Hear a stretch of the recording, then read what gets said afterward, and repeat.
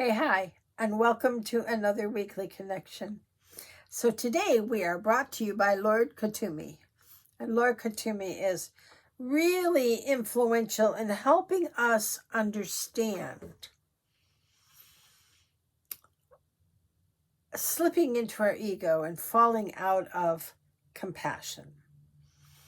He's also a great help in relationships because that was one of the things that was dear and precious to him, was having relationship with his wife. So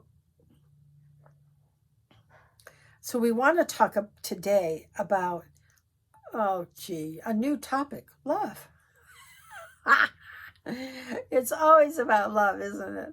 But actually we want to teach about religion and love. So there is not a religion on the planet in its pure form that teaches anything but love.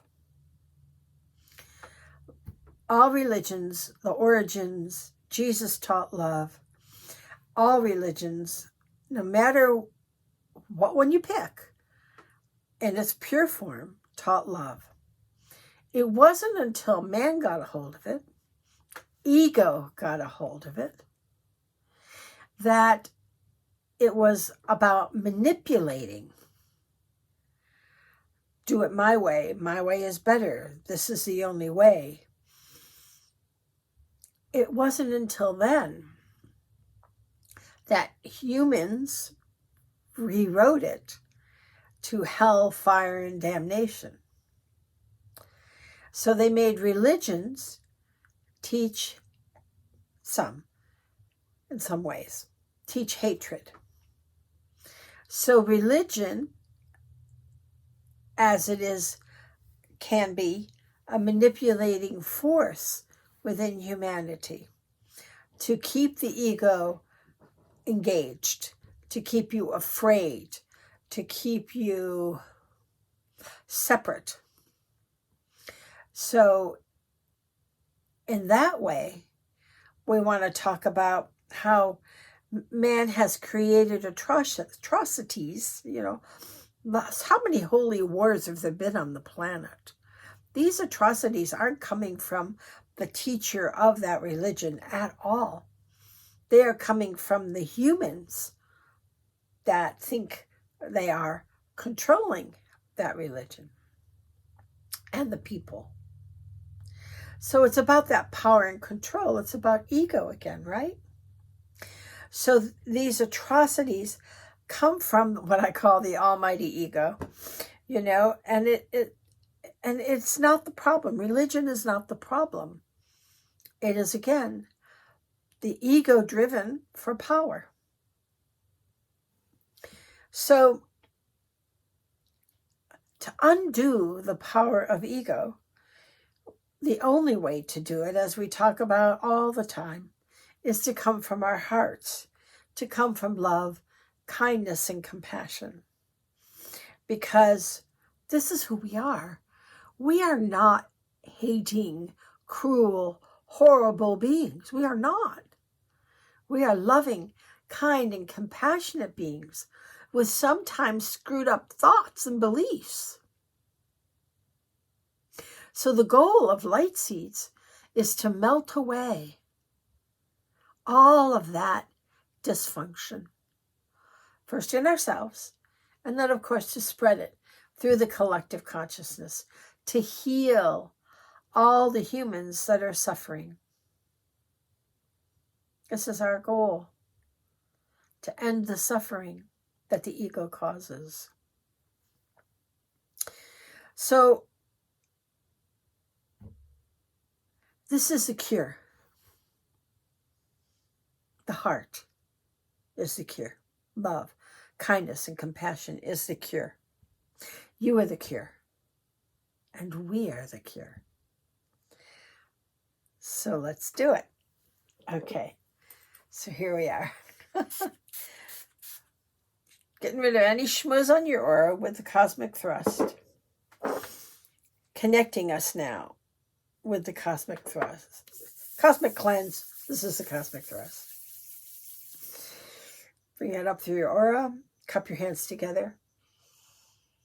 Deep breath in. And this connects you heaven and earth. It will keep you. I used to have a lot of issues with fear. I really did. And a lot of times keeping myself with the thrust, grounded and connected, will help you. Techniques, this shield will help you. If you get frightened, if you're a person of fear or worry, it will help you to keep that tether so that you're not blowing in the wind, as we say. Lord Mahaya's words. So we want to make sure we're grounded and connected heaven and earth. It also allows us to transcend time and space. So we are now connected in that oneness and that feeling of oneness, which can't be beat. So here we go. Third eye, the ascension oil around here and here and here. So we're ready. Let's go for a ride. Okay. Visualize that light, that wonderful, yummy gold light. It feels like a warm blanket in a cold room. It comforts you. It protects you. It nurtures you.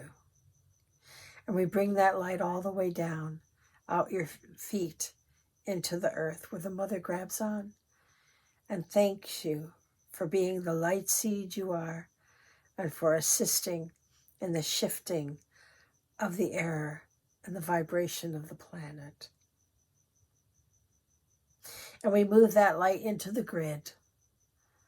And we allow that grid, feeling how large it is now, because in case you haven't noticed, there's a lot of earth stuff going on. And that will continue. So bringing your light around that grid, tethering yourself so strongly to the earth, will hold you so that as the planet shifts, you will shift with her. And she will bring that light up your back with an essence of herself in it, back to source, and around we go. The orbit begins. And we run that orbit heaven and earth. And then we bring it up the back, and it waterfalls out the top of your head so that you are now connected heaven and earth and protected on all sides. This is your cocoon of light, this golden light that protects you, nurtures you, gives you stamina, helps you get through stuff, and helps you understand stuff. Feel that light saturate you. Drink it in, suck it in. You wear that light for others as well to help them on their journey. So let's start with the will of the mother, the aura below the root, and really connect into that so that you feel that energy from the mother, from the earth, from all the creatures, whether you see them or not. You know that we are part of a whole. And in this way, we cannot be cruel. In this way, we come from our heart, from that loving space, not from anger. And we radiate that light. We pull that light in to fill us more and more in that connection to oneness. It's the beginning stage of oneness. And then we bring it up into our root chakra and the root aura. And we feel the dissolving of that clumped up DNA, that 2-strand DNA unraveling itself into the 12-strand helix we are. That's our true selves. And we leave behind the more and more, the stronger and stronger we get to that light, of being that light, we leave all that behind us. And we feel that because our sacral chakra is quiet.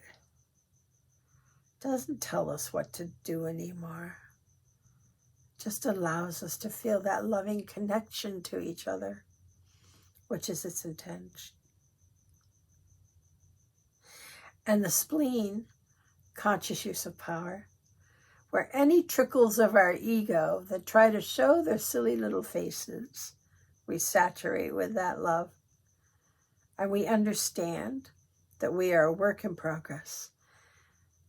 And we know that we radiate out love, kindness, and compassion through our solar plexus as we eradicate our ego, self-driven ego, and bring it to a heart-driven ego that is loving, kind, and compassionate.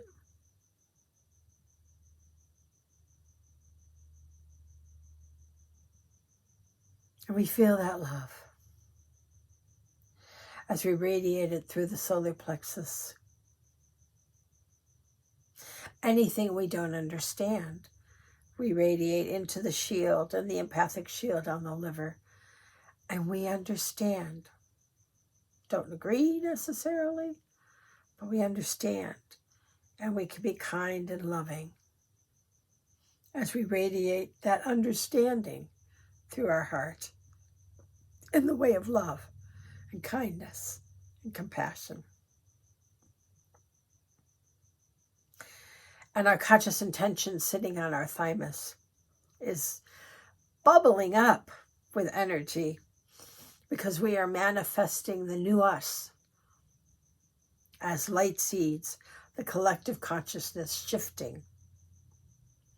There are still rascals out there. There are still casted characters. And that won't stop until we shift. Because it is the last hurrah for the ego. This is Earth. It is its resting place. So it's our job as light seeds